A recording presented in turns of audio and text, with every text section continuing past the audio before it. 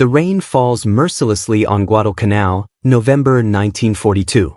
Lieutenant James Morrison squints through the downpour, his uniform soaked through, as he watches his men assemble the prototype weapon in the clearing. The XM-12 Thunderclap, a revolutionary portable artillery system that promised to change the course of the Pacific Campaign. A weapon he helped design. 3 minutes, sir, Private Rodriguez reports, his young face etched with exhaustion. Morrison nods silently, feeling the weight of the moment. His mind drifts to the Pentagon briefing room 6 months earlier, the generals, skeptical expressions, the mockery barely concealed behind polite smiles. Too ambitious, they said. Unreliable, they warned. Yet here they were, about to prove them all wrong. Through the trees, Japanese positions lie just 800 yards ahead. Morrison can almost feel the enemy watching, waiting. The air smells of wet earth, gunpowder, and fear. Ready, Lieutenant, Staff Sergeant Williams announces, stepping back from the assembled weapon. The rain drums against its metal casing, each droplet a ticking clock. Morrison hesitates, his hand trembling slightly as he reaches for the firing mechanism. Not from fear, but from doubt. The calculations, the rushed field modifications, the corners they'd cut to get the prototype ready? Something doesn't feel right. Sir? Williams' voice breaks through. Japanese patrols are getting closer. It's now or never. Morrison looks at the expectant faces of his men, some curious, some doubtful, all trusting him completely. Behind them, the medical tent where dozens of wounded Marines fight for their lives. This weapon could save them all. Fire in the hole, Morrison finally orders, pressing the ignition. The silence that follows lasts only a heartbeat, but to Morrison, it stretches into eternity. Then comes not the controlled explosion they expected, but a blinding flash that tears through the clearing with devastating force. 3 months earlier, at Camp Lejeune, North Carolina. The summer heat bears down on the testing range as Morrison wipes sweat from his brow. A mechanical engineer turned infantry officer, he stands beside Colonel Harrison Wells, watching another failed test of the XM-12. That's the third misfire this week, Wells says, disappointment evident in his gravelly voice. Washington's losing patience, Morrison. The concept is sound, Morrison insists. A portable artillery system with twice the firepower and half the weight would save countless lives in the Pacific. Wells sighs. Tell that to the families of the 4 men we lost in last month's prototype explosion. Morrison flinches at the reminder. Those deaths haunt his dreams, especially Private Thomas Cooper, just 19, who'd volunteered enthusiastically for the test. The memory of Cooper's mother at the funeral, her silent accusation as she accepted the folded flag, had almost broken Morrison's resolve. Give me 2 more weeks, Morrison pleads. I've identified the instability in the firing mechanism. A flashback to 1937, Morrison as a young engineering student at MIT, his professor laughing at his thesis proposal. Too ambitious, Morrison. Know your limitations. The same words his father had used when Morrison abandoned a promising baseball career to pursue engineering. The same dismissal he'd faced his entire life. In the barracks that night, Morrison pores over the schematics by lamplight when Staff Sergeant Williams enters. Sir, the new components arrived, Williams says, placing a box on the desk. A former construction worker from Detroit, Williams has become Morrison's right hand in the project. How's Rodriguez doing? Morrison asks, referring to their youngest team member. Still blames himself for Cooper's death. They were hometown friends. Morrison nods grimly. The team carries invisible wounds alongside their determination. Meanwhile, in another part of the base, Captain Eleanor Hayes, one of the few female officers in the Army Nurse Corps, tends to injuries from the latest test. With dark hair pulled into a severe bun and eyes that have seen too much suffering, Hayes has become increasingly vocal about the project's human cost. Another weapons test, another batch of injured boys, she tells her superior. Morrison's contraption will kill more of our men than the Japanese at this rate.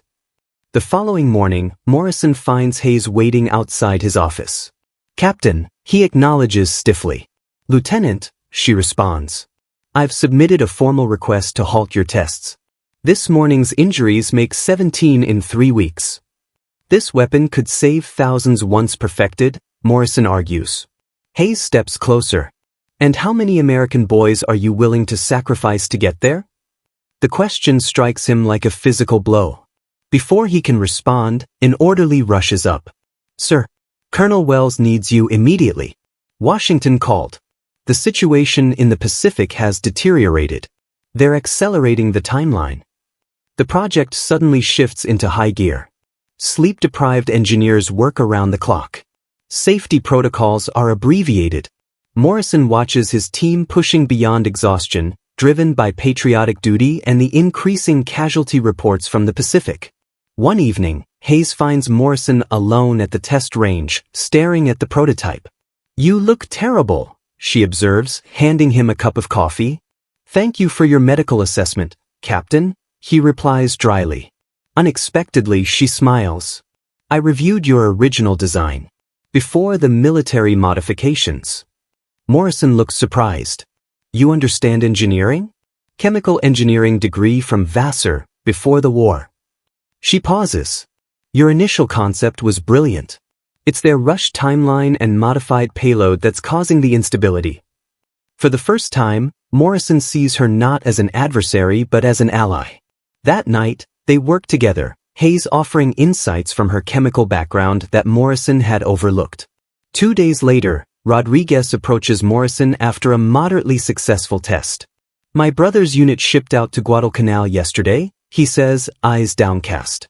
The reports say they're being slaughtered by Japanese artillery. Morrison places a hand on the young man's shoulder, feeling the weight of responsibility grow heavier. We'll get this right, he promises. For them. By the way, folks, let us know in the comments where you're watching this video from. Your support keeps these historical accounts coming. The next morning, orders arrive.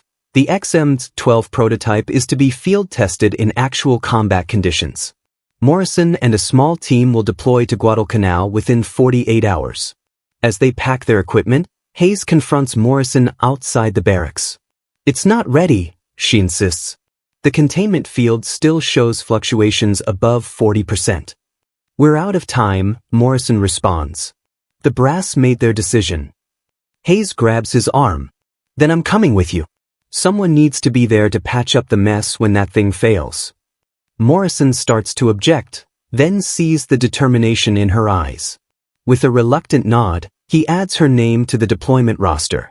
As their transport plane prepares for takeoff, Wells hands Morrison a sealed envelope.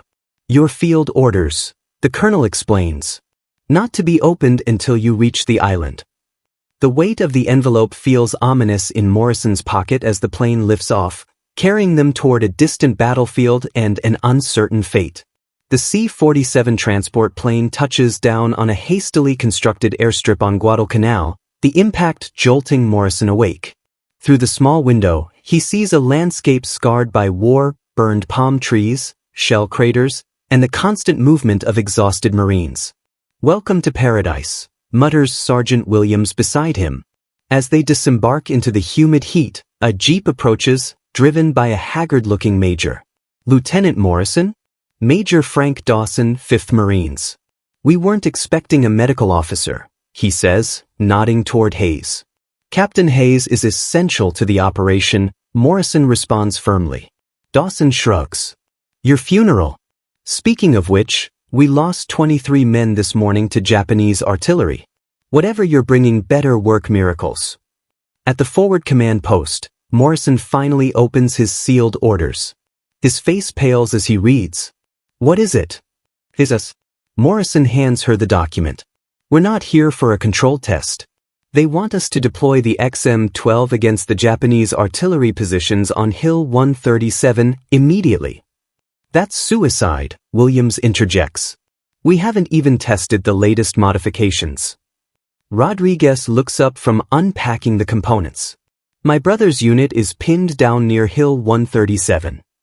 The revelation hangs in the air, creating an impossible tension between their duty to follow orders and their knowledge of the weapon's instability. Major Dawson returns with a weathered man in tow. This is Sergeant Major Calloway. He'll guide you to the deployment position at dawn. Calloway eyes the disassembled XM-12 components skeptically. Another wonder weapon? The last one sent 6 of my boys home in boxes. This one's different, Morrison insists, without conviction. That night, as rain begins to fall, the team works by lamplight to assemble and calibrate the weapon. The conditions are far from ideal: mud, humidity, and the constant distant thunder of artillery fire. Hayes assists, her medical background providing unexpected insights on the chemical propellant's behavior in tropical conditions. The ambient humidity will affect the reaction rate, she warns. We should reduce the payload by at least 15%. Morrison shakes his head. Orders specify full payload. Washington wants maximum impact. Washington isn't standing in this jungle, she counters. Their argument draws looks from Williams and Rodriguez. The tension between following orders and scientific caution creates a widening rift within the team. Later, Morrison finds Rodriguez alone, staring at a photograph of his brother. We'll get this right, Morrison promises again. Rodriguez looks up, eyes hollow. My brother radioed yesterday. Their unit is down to 30% strength. He said if they don't get relief soon. His voice trails off. The personal stake weighs on Morrison. Equipment or no equipment, these are lives hanging in the balance. American lives. At midnight, Calloway appears at their tent. Plans have changed, he announces grimly. Japanese are moving reinforcements up Hill 137. We deploy in 3 hours, not at dawn. That's impossible, Morrison protests. We need daylight for proper calibration. Tell that to the Marines getting slaughtered on that hill, Calloway responds coldly. After Calloway leaves, a heated debate erupts among the team. We follow orders, Williams argues. That's what soldiers do. Not if those orders get more men killed than saved, Hayes counters. Morrison stands between them, torn. The engineer in him knows the weapon isn't ready. The officer knows orders must be followed. The man remembers Private Cooper's funeral and the faces of the injured in Hayes' medical ward. Making his decision, Morrison pulls Hayes aside. Make the adjustments you suggested, he whispers. Reduce the payload. I'll take responsibility. And if it doesn't work? She asks. Then at least it won't explode in our faces, he replies grimly. As Hayes makes the modifications, Morrison notices Rodriguez slipping away from camp. Following discreetly, he discovers the private radio communicating with his brother's unit. They're down to 20 men, Rodriguez reports when he realizes Morrison is listening. Japanese artillery has them pinned. They won't last another day. Morrison feels the weight of command crushing him. I won't report the unauthorized communication, he says quietly. But no more. We follow protocol from here on. Rodriguez nods, but Morrison catches the look in his eyes, the same desperate determination he's seen in too many young soldiers who've made private decisions to protect their comrades, regardless of orders. At 0200 hours, as they prepare to move out, Hayes pulls Morrison aside one final time.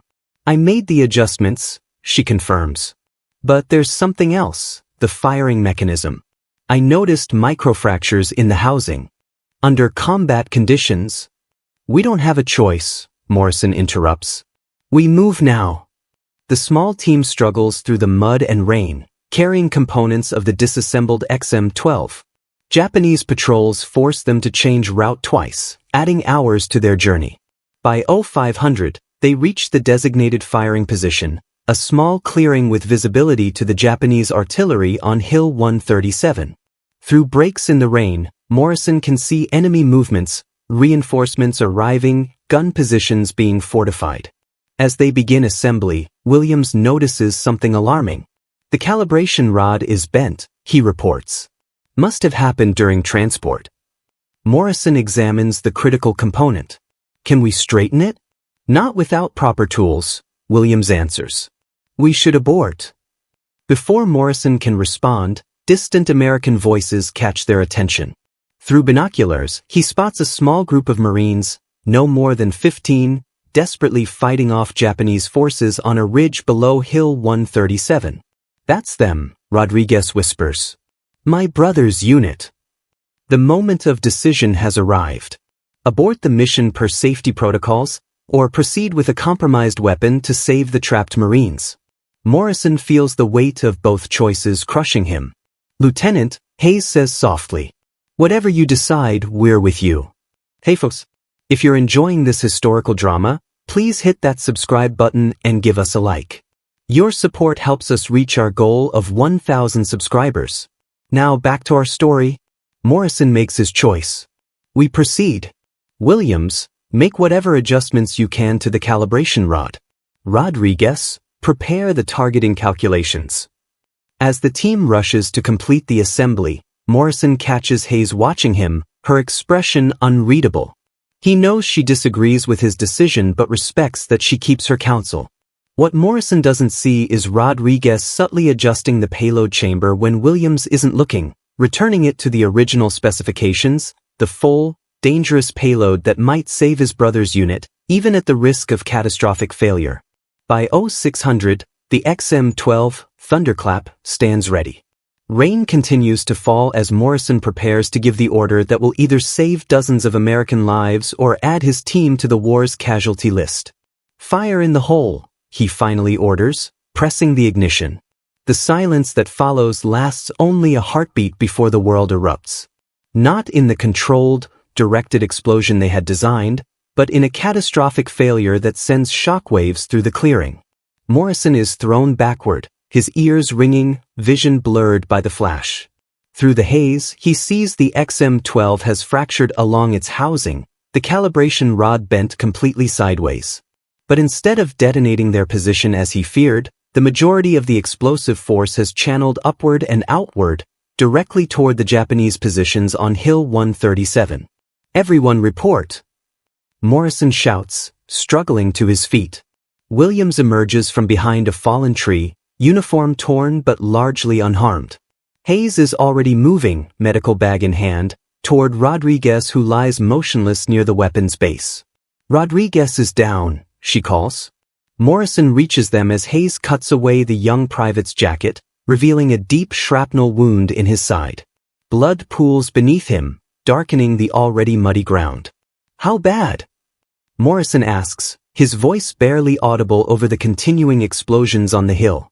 Hayes doesn't answer immediately, her trained hands working quickly to stem the bleeding. The shrapnel missed his vital organs, but he's losing blood fast. Rodriguez's eyes flutter open. Did it work? He whispers. The hill. Morrison looks toward Hill 137. Through gaps in the smoke and rain, he can see chaos among the Japanese positions. The misdirected blast has triggered secondary explosions in their ammunition stores.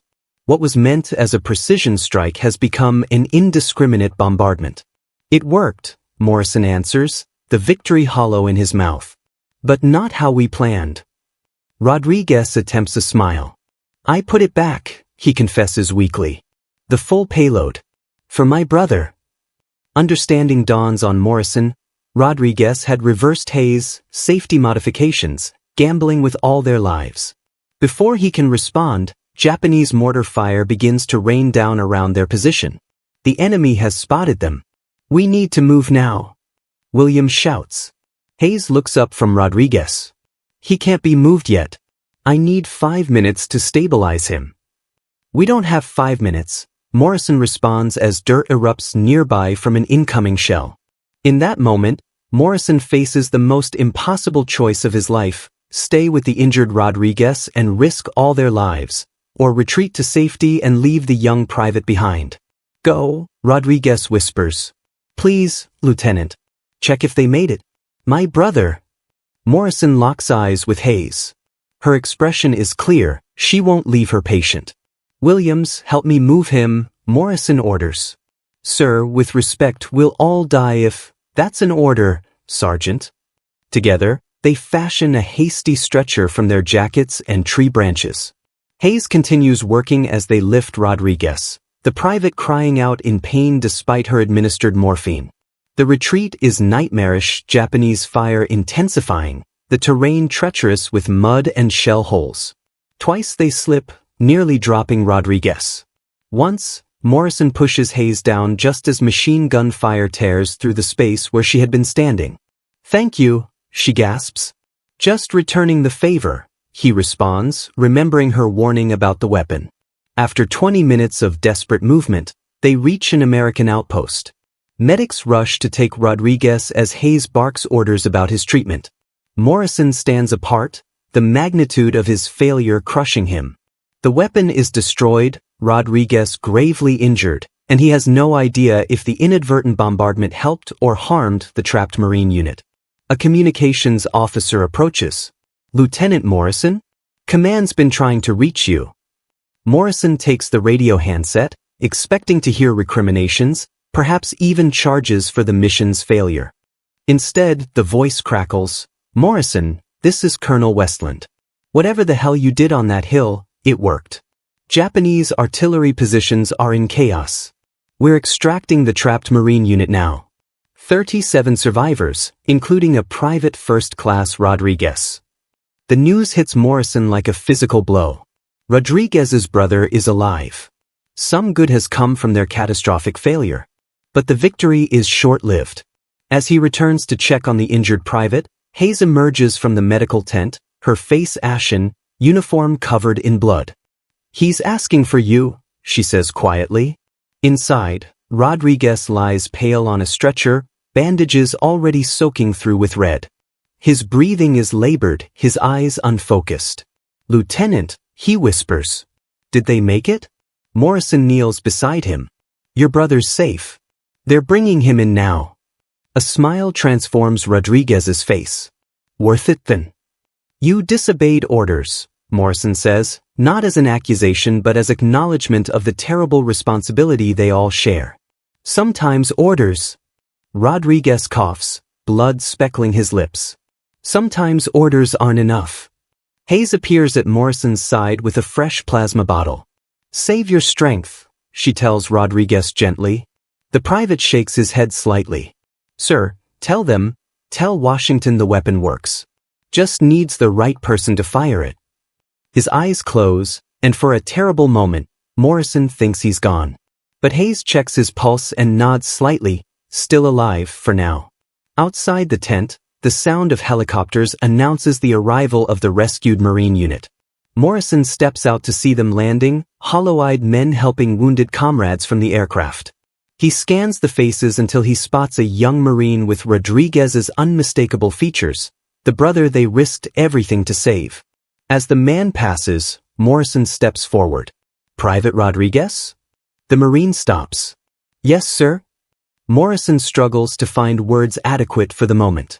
How does he tell this man that his brother lies dying because of a weapon that malfunctioned, because of orders Morrison followed despite knowing better, because of a desperate gamble to save him? Before he can speak, Hayes appears at the tent entrance. "Lieutenant," she calls urgently. Morrison knows from her expression what has happened. Rodriguez is gone. In that moment, standing between the brother who was saved and the one who sacrificed everything to save him, Morrison feels the full weight of command crushing his soul. The weapon has worked, after a fashion. The mission is technically a success. But the cost, the human cost, is unbearable. The rain continues to fall on Guadalcanal, washing away the blood but not the memories, not the decisions, not the consequences that will haunt them all long after the war has ended. 3 months later, Morrison sits alone in a sterile Pentagon conference room, his dress uniform uncomfortable after months in the field. Before him lies his report on the XM-12 Thunderclap, 37 pages documenting the weapon's design flaws, deployment failures, and the unexpected strategic impact of its malfunction. The door opens, and a panel of officers files in, led by General Howard Prescott, the project's primary sponsor. "Lieutenant Morrison," Prescott begins, "your report makes for interesting reading. A catastrophic weapon failure that somehow resulted in the destruction of key enemy positions and saved 37 Marines." Morrison remains silent. He's heard the Pentagon has already spun the incident as an intentional sacrifice play, a brilliant strategic gambit. The truth about Rodriguez's unauthorized modification, about Hayes' ignored warnings, about Morrison's own failure of judgment, remains known only to those who were there. "The Joint Chiefs are impressed," Prescott continues. "They're recommending the project for expanded funding. With refinements, the XM-12 could be deployed across the Pacific Theater by fall. Sir, with respect, the weapon is fundamentally flawed, Morrison responds. The casualties we experienced weren't anomalies, they were inevitable given the design constraints and rushed timeline. Prescott's expression hardens. Those casualties saved American lives, Lieutenant. Private Rodriguez is being recommended for a posthumous Silver Star. The mention of Rodriguez sends a jolt through Morrison. His sacrifice deserves recognition, sir, but not as propaganda for a weapon that killed him. After the meeting, Morrison finds Captain Hayes waiting in the corridor. Now assigned to Walter Reed Hospital, she looks different in her pressed uniform, though the shadows under her eyes suggest sleep remains elusive. They're proceeding with the project, Morrison tells her. Hayes nods. I expected as much. War creates its own momentum.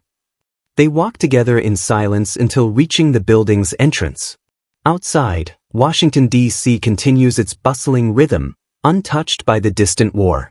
I've requested a transfer, Morrison says finally. Back to the Pacific. Infantry Command.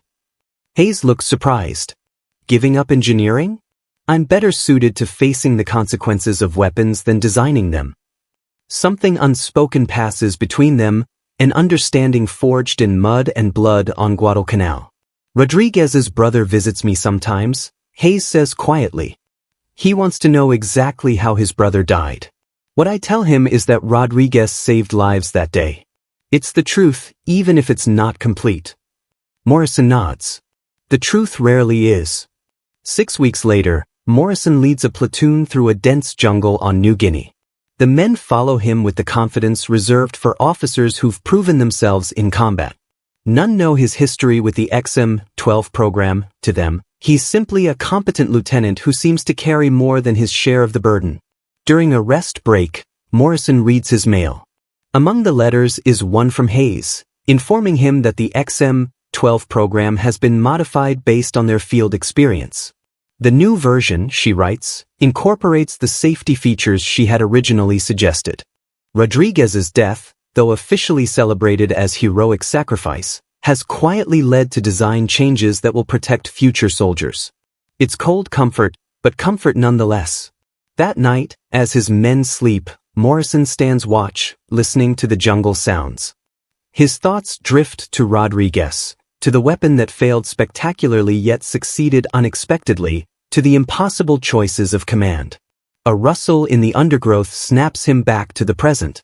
Morrison raises his rifle, then lowers it as a scared young replacement crawls into position beside him.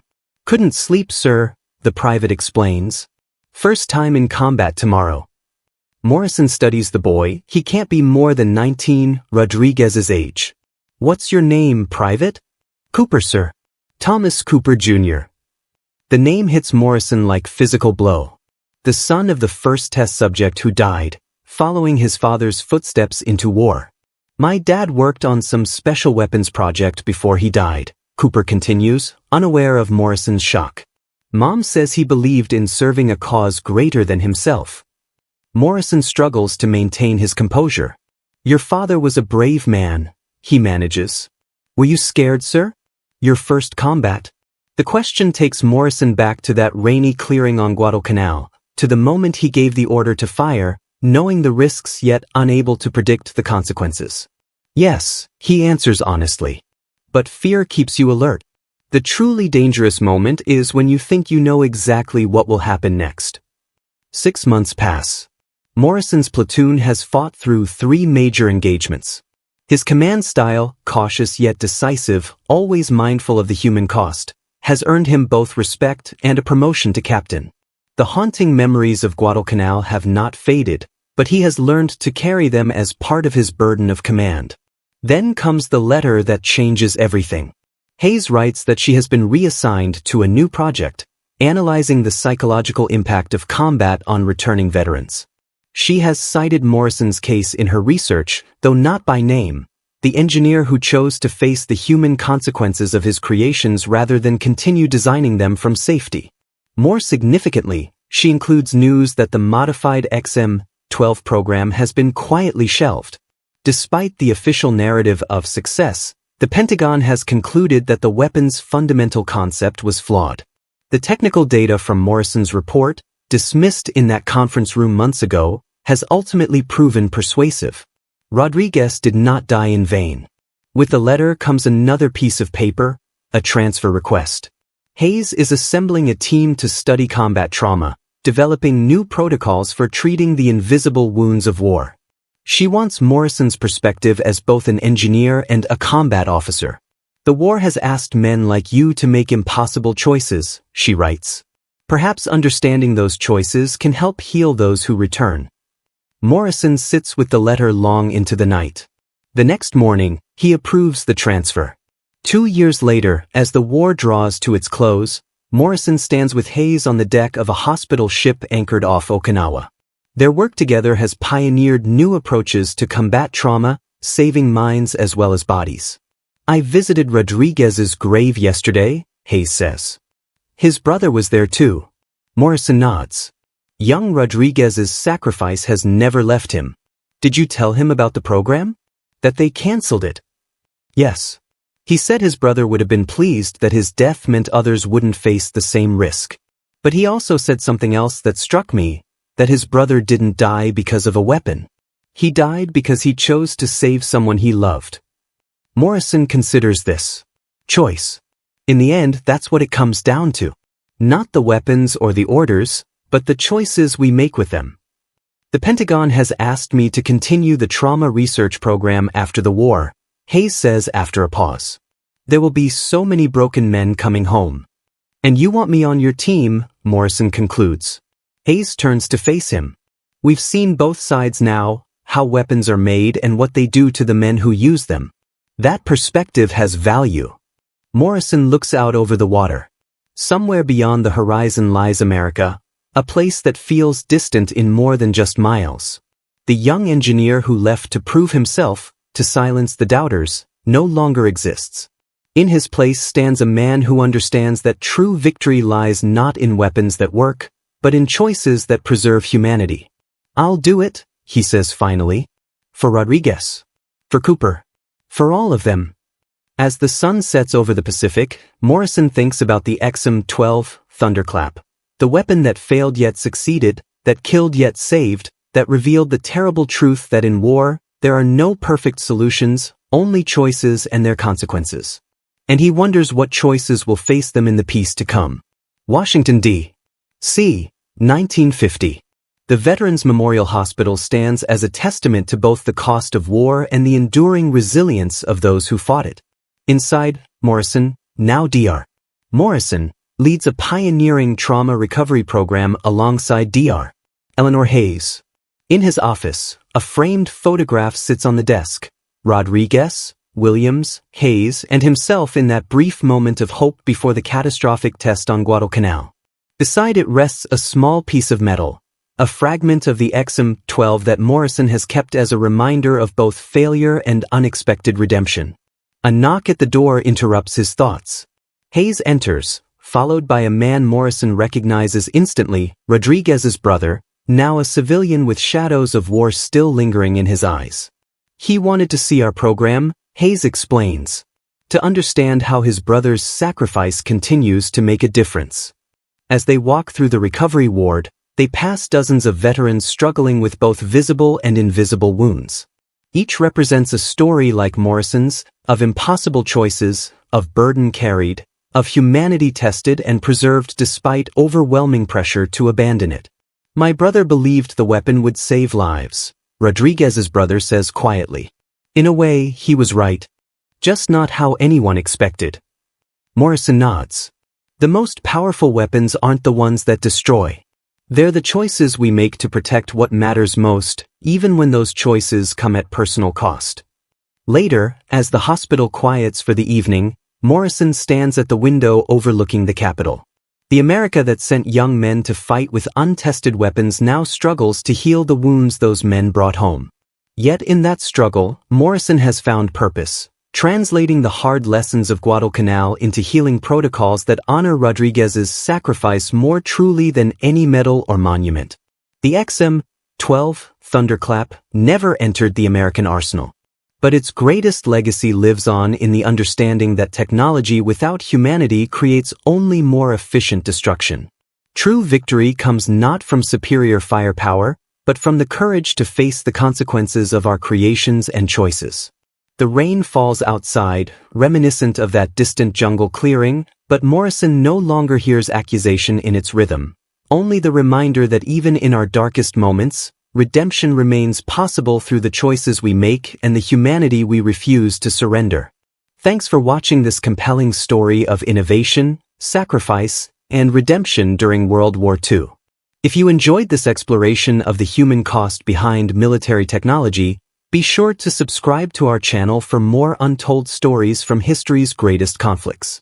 Hit that like button and share with others who appreciate the deeper human stories behind the headlines of war. Until next time, remember that history is made not just by weapons and strategies, but by the moral choices of those who wield them.